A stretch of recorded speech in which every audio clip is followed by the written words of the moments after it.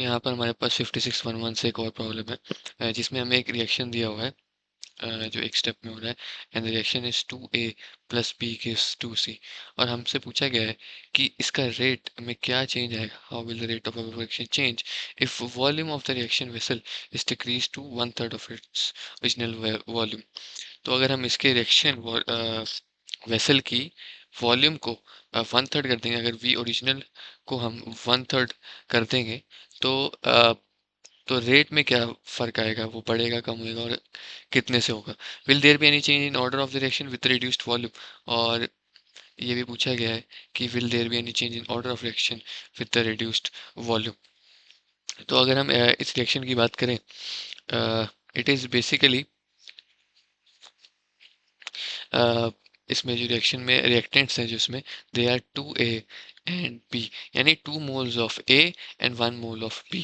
तो इसका अगर हम रेट लिखना चाहें तो it is very easy, it is equal to K times, I guess yes, K times the concentration of each reactant, sorry, concentration of each reactant uh,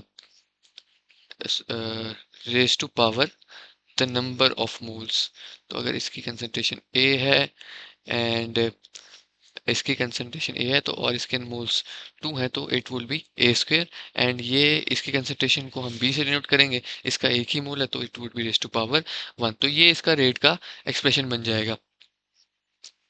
तो अब हम कर क्या रहे हैं इस क्वेश्चन में, हम एक्चुअल में जो इसकी वॉल्यूम है रिएक्शन वेसल की, उसकी वॉल्यूम को हम 1/3 कर दे रहे हैं। तो इसका मतलब है, इसका सिंपल सा मतलब ये निकल के आता है कि जो भी हमारे पास कंसंट्रेशन ऑफ रिएक्टेंट्स थी वो 3 टाइम्स द ओरिजिनल कंसंट्रेशन हो जाएगी, है ना।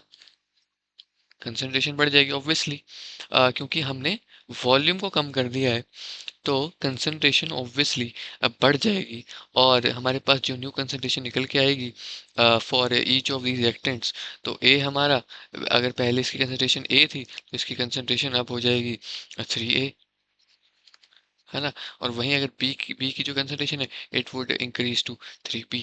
अब हमें ये रिप्लेस करना है इस एक्सप्रेशन में।